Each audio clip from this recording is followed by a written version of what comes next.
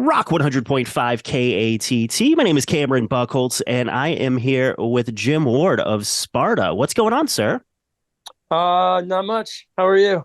Doing Chilling. well. Yeah, man. Just looking forward to the show Friday night. You guys are Yeah, playing at Beer City here in OKC, and it's gonna be a party, I think, man. I hope so. It's been a minute since we've been there, so really super excited and honestly having a real blast on this tour and the reaction from fans has been great. So can't wait to bring the show to OKC. Indeed, man. It's the 20th celebration of Wiretap Scars. So kind of tell me about the show, because are you playing the record in its entirety or in Yep. sequence, or how's it all Yeah, working? yeah, yeah. So we play from start to finish, basically without much talking. I just kind of want to let people have their memories with the record and their experiences. And honestly, when I look out, there's a lot of couples sort of holding each other during certain songs, and there's kids with parents, and it's kind of a trip to see the 20 years of progress within kind of our community. Hmm. So I try and just kind of leave it at that, and we just play the whole record start to stop. And then we play some songs afterwards if people want to hear them. But so far, it's been a real good time. Yeah. Awesome, man. You talk about seeing the people with memories and stuff. It's got to bring back a lot of memories for you, right? I mean, that's looking back 20 years to the Yeah. making of that record. I would imagine that was sort of an uncertain time for you, right?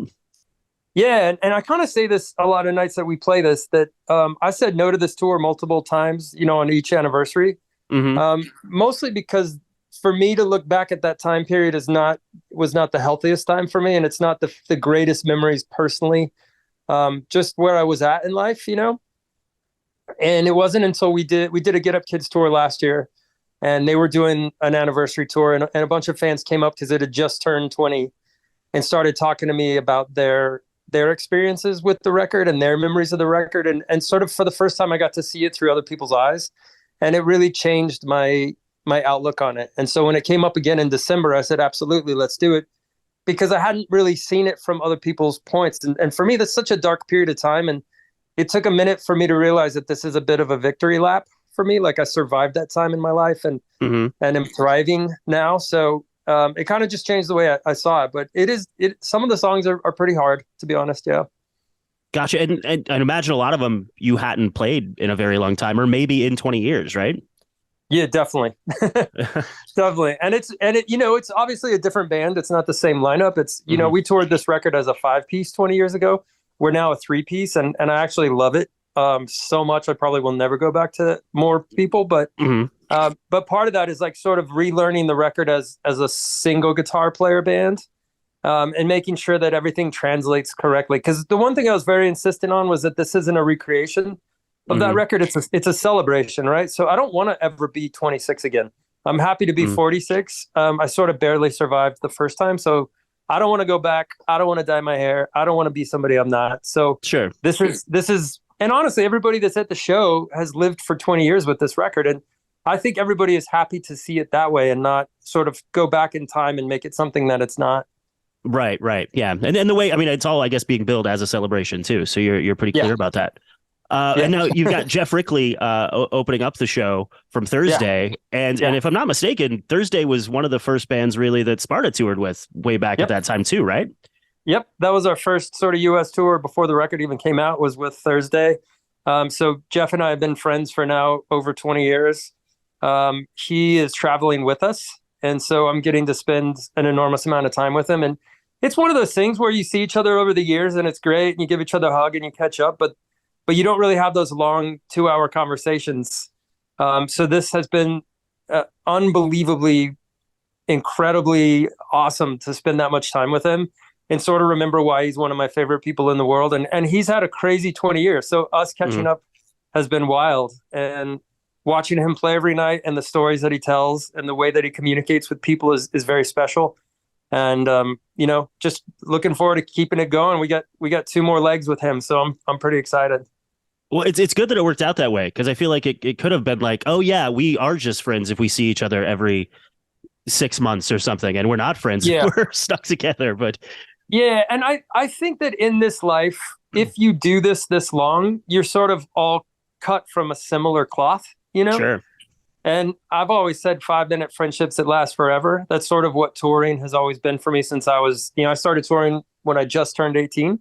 Hmm. So it's been a long time, 26 years of touring, or 28 years of touring, 28 years of touring. Yeah. And some of those friends that I have from 28 years ago, I'm seeing on this tour. And it's, it's like no time has passed and you just pick right up where you left off. And it's great. It's very rare that anything's weird, but Nice. Well, awesome, man. And you mentioned that it's also been a long time since you played here in OKC. And I was trying to think back.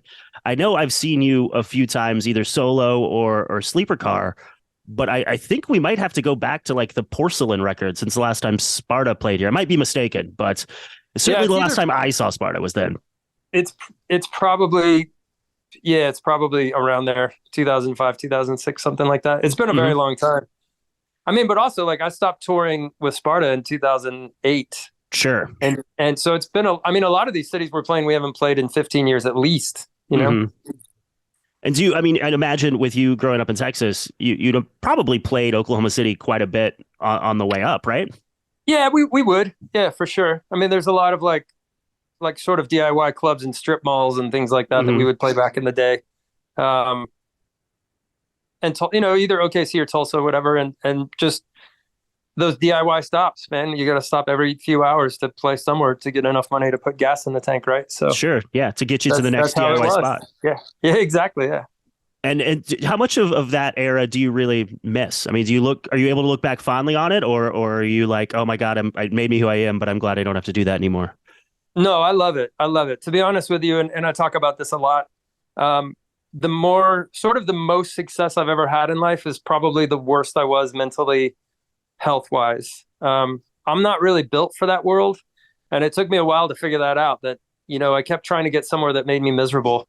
And I kind of really love the community that I'm a part of. And I love being just a blue collar band and sort of setting up and playing a show and talking to people afterwards and moving on. That's my favorite part of it. So I look back on it more than fondly, honestly. Like it really made me who I am, and it gave me sort of an escape route from what I was trying to escape at the time, which oddly enough was El Paso. And now I love El Paso so much I've never actually left except for tour. So, but yeah, I love those times, and I love to continue to sort of find that gray area that I can live in between that and obviously making a living.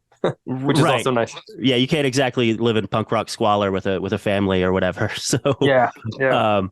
But now you mentioned the big gap in Sparta shows from 2008 or so. The 14-year gap, I guess, between records is what it was. Yeah.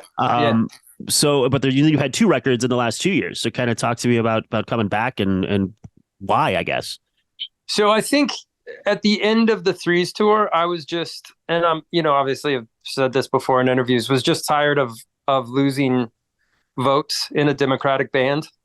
Felt like I was writing a lot and working my ass off at the front of the stage, and I just kept losing votes on the way that the band was being run, and I just needed to stop. So I had been on tour at that point for a very long time, like through all of It, the Drive-In and all of Sparta for 3 records, and I just burned out.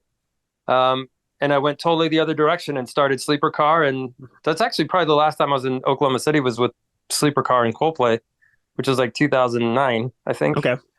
But yeah, so did that for a while, and then just kind of built businesses in El Paso, and at that point I had bought a house that I'd never really been in because I was just always gone.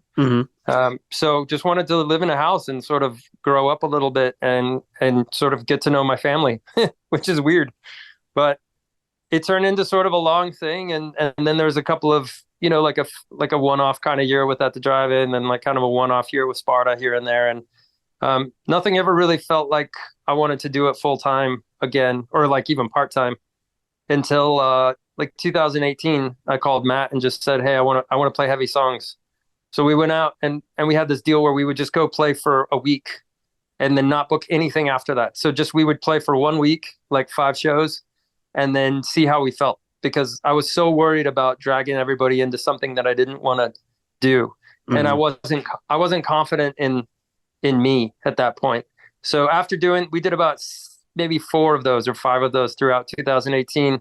And then I wrote Trust the River and recorded it. And then it came out and it was pandemic. And of course, the first time I wanted to tour, I wasn't allowed to, sure, like everybody else. So, and then I just started writing a whole lot of songs at home. And I made a solo record, and I released another Sparta record. And I think I found the balance for me between it being a band, even though there's really only one permanent member, which is me and Matt. So two permanent members, I mean, one other besides me. Matt and I are the only permanent members, and we sort of have this like array of drummers that come and go as we need them. And all of them I love, and they're all fun to play with. So I think I just needed to find the way that was going to work for me at this age. And it became like a little bit more of a control thing. Like I realized that if I am in control of this, then I need to put in the work, and there's nobody else to blame. And I started sort of just shedding crew members and saying, okay, if I have 4 hours a day to kill, I might as well do work, because that will sort of keep my brain occupied. And that's what keeps me sort of sane. And then also breaking up tours into 2-week breaks, 2-week blocks at a time. That's been something that has been really helpful, just for my own mental health. This industry is incredibly hard on young people and their mental health and their addiction issues. And we don't really ever talk about it at that age, sort of talk about it when you get older. But I hope that I will be like sort of an open door for younger generations to come and talk to if they want to, just sort of like the ins and outs of this stuff, and sort of be honest with them without having a stake in their financial future, which, people change their story when their money's involved. Right. So sure. And is that kind of a position that you feel comfortable in, kind of being a elder statesman of the scene? Oh, absolutely.